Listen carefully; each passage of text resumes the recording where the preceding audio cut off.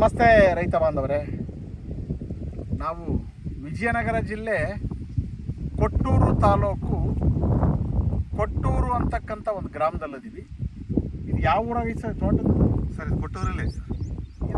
ಇದು ಕೊಟ್ಟೂರು ಅಥವಾ ಏನು? ಇದು ಕೊಟ್ಟೂರು ಸರ್, ಕೊಟ್ಟೂರಿಗೆ ಸಂಬಂಧಪಟ್ಟ ಸರ್. ಹಳ್ಳಿ ಹತ್ರ ಅದು ಬರ್ತೀವಿ. ಈ ಹಳ್ಳಿಯಲ್ಲಿ ಅಗ್ರಿ ಗಜಾಪುರ ಅಂತ ಸರ್. ಅಗ್ರಿ ಗಜಾಪುರ. ಇದು ಯಾವ ಸರ್ವೆ ನಂಬರ್ ಅದು? ಇದು ಸರ್ ಕೊಟ್ಟೂರು ಸರ್ವೆ ನಂಬರ್ ಸರ್ 199. ಕೊಟ್ಟೂರಿಗೆ ಸಂಬಂಧಪಟ್ಟ ಸರ್. ಕೊಟ್ಟೂರು ಸರ್ವೆ ನಂಬರ್ ಅಲ್ಲ ಸರ್? ಹ್ಞೂ ಸರ್, ಕೊಟ್ಟೂರು ತಾಲೂಕು. ಕೊಟ್ಟೂರು ತಾಲೂಕು ಸರ್.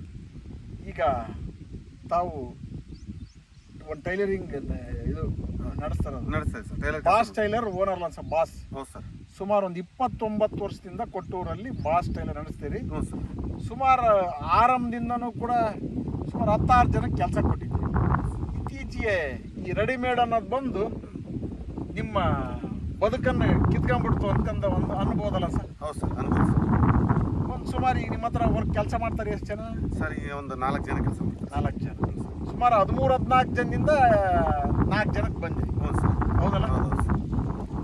ಈಗ ಸುಮಾರು ಎಷ್ಟು ವರ್ಷದಿಂದ ಸರಿ ಜಮೀನು ತಗೊಂಡು?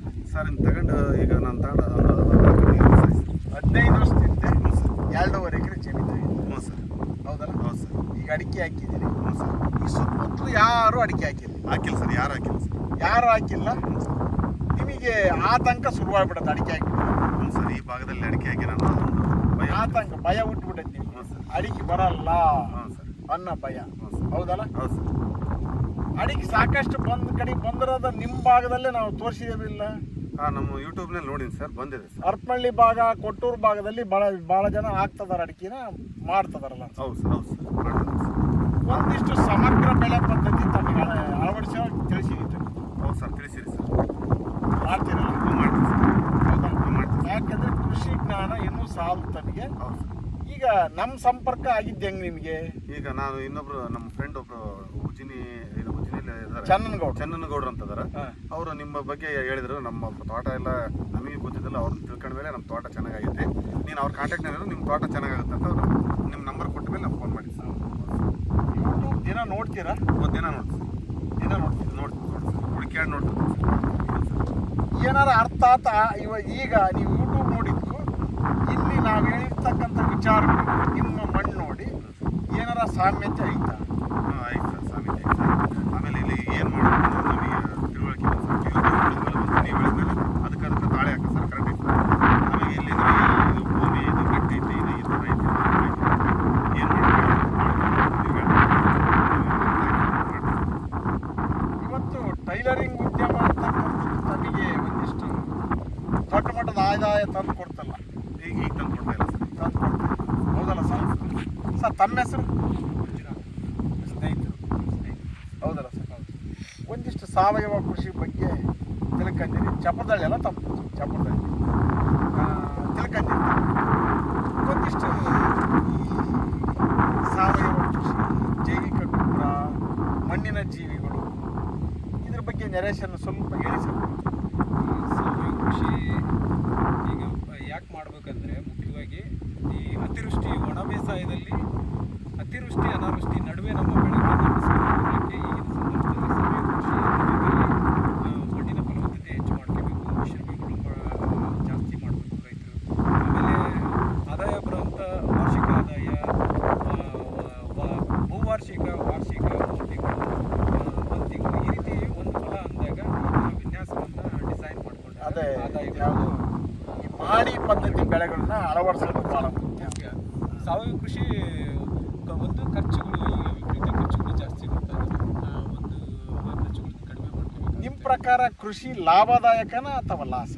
ಲಾಭದಾಯಕ ಲಾಭದಾಯಕ. ಲಾಭದಾಯಕ ತಿಳ್ಕೊಂಡು ನಾಲೆಡ್ಜ್ ಇಟ್ಕೊಂಡು ಒಂದಿಷ್ಟು ಸಮಗ್ರ ಬೆಳೆ ಪದ್ಧತಿ ಅಳವಡಿಸಿ ಭೂಮಿಯನ್ನ ಚೆನ್ನಾಗಿ ಸದ್ಬಳಕೆ ಮಾಡೋದು ಉತ್ತಮ ಸರ್. ಉತ್ತಮ ಇಂಚು ಭೂಮಿಯನ್ನು ಒಬ್ಬ ರೈತ ಸದ್ಬಳಕೆ ಮಾಡ್ಕೊಂಡಿಲ್ಲ ಅಂತಂದ್ರೆ ವ್ಯರ್ಥ ಅಂತ. ಈಗ ಏಕ ಬೆಳೆ ಪದ್ಧತಿ ಮಾರಕ, ಬಹು ಬೆಳೆ ಪದ್ಧತಿ ಅಂತಕ್ಕಂಥದ್ದು ಪೂರಕ. ಯಾಕಂದರೆ ನಿಮ್ಮ ಭಾಗದಲ್ಲಿ ಮೆಕ್ಕೆಜೋಳ ಹಾಕ್ತಾರೆ, ನೆಕ್ಸ್ಟ್ ಏನಾದ್ರು ಚೆನ್ನಾಗಿ ಮಳೆ ಬಂದಿತ್ತು ಹಸಿದ ಹೊಲಗಳು ಅಂದರೆ ಕಡಲೆ ಹಾಕ್ತಾರೆ ಡ್ರೈ ಲ್ಯಾಂಡಲ್ಲಿ. ಹೌದಾ ಸರ್? ಅಲ್ಲೂ ಕೂಡ ಮೆಕ್ಕೆಜೋಳ ಹಾಕಿದಾಗ ಈ ಭೂಮಿಯಿಂದ ಎಳೆಯೋದು ಜಾಸ್ತಿ, ಭೂಮಿ ಕೊಡೋದು ಕಡಿಮೆ. ಹೌದಾ? ದ್ವಿದಳ ಧಾನ್ಯದ ಬೆಳೆ ಆದರೆ ಮಣ್ಣಿನ ಜೀವಿಗಳಿಗೆ ಆಹಾರ, ಅಲ್ಲಿರ್ತಕ್ಕಂಥ ಸೊಪ್ಪು, ಜೊತೆಗೆ ನೈಟ್ರೋಜನ್ ಫಿಕ್ಸ್, ಸಾರಜನಕ ಸ್ಥಿರೀಕರಣ, ವಾತಾವರಣದಲ್ಲಿರ್ತಕ್ಕಂಥ 78.3% ಸಾರಜನಕ ಭೂಮಿಗೆ ಎಳೆದು ಕೊಡ್ತಕ್ಕಂಥ ಕೆಲಸ ಮಾಡ್ತದೆ ದ್ವಿದಳ ಧಾನ್ಯ. ಒಳ್ಳೆಯದಲ್ಲ ಸರ್? ಒಳ್ಳೆಯದು ಸರ್, ಒಳ್ಳೆಯದು. ಹಾಗಾಗಿ ಎಲ್ಲರೂ ಸಾವಯವ ಕೃಷಿ ಕೈಗೊಳ್ಳಬೇಕು. ಒಂದೊಂದು ವರ್ಷ ಆದ ತಾನಾಗಿ ಅದು ನೈಸರ್ಗಿಕ ಕೃಷಿಯಾಗಿ ಕನ್ವರ್ಟ್ ಆಗುತ್ತೆ ಅವುಗಳು. ಅಂದರೆ ಶುರುವಲ್ಲಿ ನಾನು ನ್ಯಾಚುರಲ್ ಫಾರ್ಮರ್ ಅಂತಂದು ಇಲ್ಲಿ ಕಾಲಿಡಬಾರ್ದು, ಕಷ್ಟ ಆಗುತ್ತಲ್ಲ. 3-4 ವರ್ಷ ಈ ಥರ ಸಾವಯವ ಕೃಷಿ, ಜೈವಿಕ ಗೊಬ್ಬರಗಳನ್ನು ಇಲ್ಲ. ಯಾಕೆ ಜೈವಿಕ ಗೊಬ್ಬರ ಅಂದರೆ ನಿನ್ನೊಂದು ಅಮೆಂಡ್ಮೆಂಟ್ ಪಾಸ್ ಮಾಡಿದ್ದಾರೆ ನೋಡಿ ಸ್ಟೇಟ್ ಗೌರ್ಮೆಂಟ್. ಜೈವಿಕ ಕೃಷಿ ಕೊಡ್ತಕ್ಕಂಥದ್ದು, ಜೈವಿಕ ಇಂಧನ ಆದಷ್ಟು ಅಲೋಪತಿ ವೈದ್ಯ ಪದ್ಧತಿಯಿಂದ ಆದಷ್ಟು ಈ ಯಾವುದು ನೈಸರ್ಗಿಕ ಪದ್ಧತಿಗೆ ತರಬೇಕು ಅಂತಕ್ಕಂಥ ಒಂದು ವಿಚಾರನ ಸುಮಾರು 100 ಕೋಟಿ ರೂಪಾಯಿ ಅನುದಾನ ಇಟ್ಟು ಇದನ್ನು ಬದಲಾವಣೆ ಮಾಡಲಿಕ್ಕೆ ಅಮೆಂಡ್ಮೆಂಟ್ ಪಾಸ್ ಮಾಡಿದ್ದಾರೆ ವಿಧಾನಸಭೆಯಲ್ಲಿ. ಈ ರೀತಿಯಲ್ಲಿ ರೈತರಿಗೆ ಭರವಸೆ ತುಂಬತಕ್ಕಂಥ ಕೆಲಸ ನಿಮ್ಮಂಥ ಯುವಕರು ಕೆಲಸ ಮಾಡೋದು, ತಿಳಿಸೋದು, ಅಳವಡಿಸ್ಕೊಂತಕ್ಕಂಥದ್ದು, ನಿಮ್ಮನ್ನು ನೋಡಿ ಇನ್ನೊಬ್ರು ಮಾಡ್ಕೊಂತಕ್ಕಂಥದ್ದು, ಇದು ಭಾಳ ಒಳ್ಳೆಯದು ಅಂತಕ್ಕಂಥದ್ದು ನಮ್ಮ ವಿಚಾರ. ನಿಮ್ಮ ಹೆಸರು? ಸರ್ವನ್ ಸರ್. ರೋಹನ್, ಏನು ಸ್ಟಡಿ ಮಾಡಿದ್ದೀರಿ? ಸಂಗೀತ ಮಾಡಿ ಬಸವಣ್ಣವ್ರ ಮಗ. ಹೌದು ಸರ್. ಹೌದಲ್ಲ ಸರ್?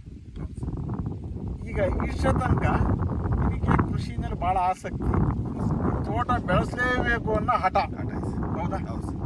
ನಾವು ಹೇಳಿರ್ತಕ್ಕಂಥ ವಿಚಾರ ಅರ್ಧ ಗಂಟೆನಲ್ಲಿ ತಮಗೆ ತೃಪ್ತಿ ತಂದತ ಸರ್? ನಿಜವಲ್ಲೂ ಸರ್, ಏನು ಬೆಳೆಯಕ್ಕಂತ ಗೊತ್ತಿಲ್ಲ. ನೀವು ಬಂದಮೇಲೆ ಹಿಂಗೆ ಮಾಡಂತ ಹೇಳಿದ್ಮೇಲೆ ಇನ್ನೂ ಇಂಟ್ರೆಸ್ಟ್ ಜಾಸ್ತಿ ಆಯ್ತು. ತಿಂತದ ಹಾಕಿದ್ರೆ ಬಾಡ್ರಿಗೆ ಅಂದಮೇಲೆ ನಾನು ಬೆಳೆ ನಾನು ಕಾಪಾಡ್ಕೋಬೇಕು ಅನ್ನೋದು ಅರ್ಥ ಆಗ್ತಲ್ಲ ಅರ್ಥ ಸರ್? ಸರ್. ಇದು ಡ್ರೈಲ್ಯಾಂಡ್ ಆಗಿರೋದ್ರಿಂದ ದಯಮಾಡಿ ಜೀವಂತ ಬೇರಿ ಬೇಕೇ ಬೇಕು. ಇದು ಒಣಭೂಮಿ ಪ್ರದೇಶ.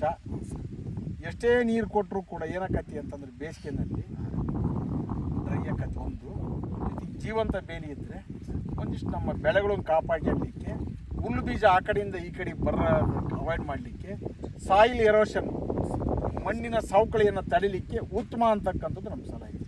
ಸರಿನಾ ಸರ್? ಸರಿ sir. Thank you sir. Thank you.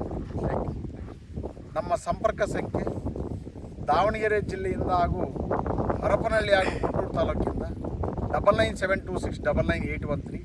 Mahadevappa ಸಾವಯವ ಕೃಷಿ ಸಲಹೆಗಾರರು, ವಿದ್ಯಾರ್ಥಿ ಭವನ್ ಸರ್ಕಲ್ ಹತ್ತಿರ, ಅಂಬಿಕಾ ಡಿಸ್ಟ್ರಿಬ್ಯೂಟರ್ ಎದುರು, ಡಾಕ್ಟರ್ ಸಾಹೇಬ್ ಜೈವಿಕ ಗೊಬ್ಬರ ಮಾರಾಟ ಕೇಂದ್ರ ಹಾಗೂ ನಾರದಮನಿ ಕೃಷಿ ಮಾಹಿತಿ ಕೇಂದ್ರ ಇಲ್ಲಿ ಸಂಪರ್ಕಿಸಿ ಕೃಷಿ ಕೌಶಲ್ಯಾಭಿವೃದ್ಧಿ ತರಬೇತಿ ಮತ್ತು ಸಮಗ್ರ ಕೃಷಿಗಾಗಿ ಅಂತ ತಿಳಿಸ್ತಾ ನಮ್ಮ ವಿಚಾರಗಳಿಗೆ ವಿದಾಯ ಹೇಳ್ತೀವಿ.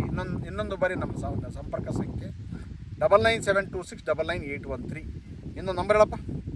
99 166 21 882.